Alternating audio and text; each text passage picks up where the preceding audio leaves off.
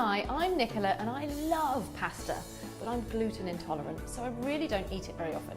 So I'm back in Anita's kitchen and she's going to show me a smart way to make my own pasta with one amazing gadget. Anita. And this is it, the Smart Pasta Maker. The Smart Pasta Maker will do everything for them. It's got 3 unique functions on it, and I'm going to tell you about that in just a minute. All right. You didn't realise that pasta making was so easy, did you? I didn't. This is amazing. There are 6 different types of pastas that you can do with the Smart Pasta Machine.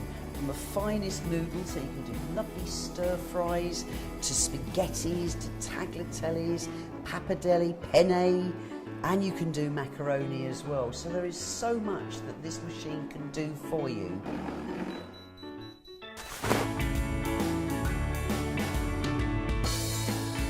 I bet you didn't realise how easy and clean it was to actually make pasta.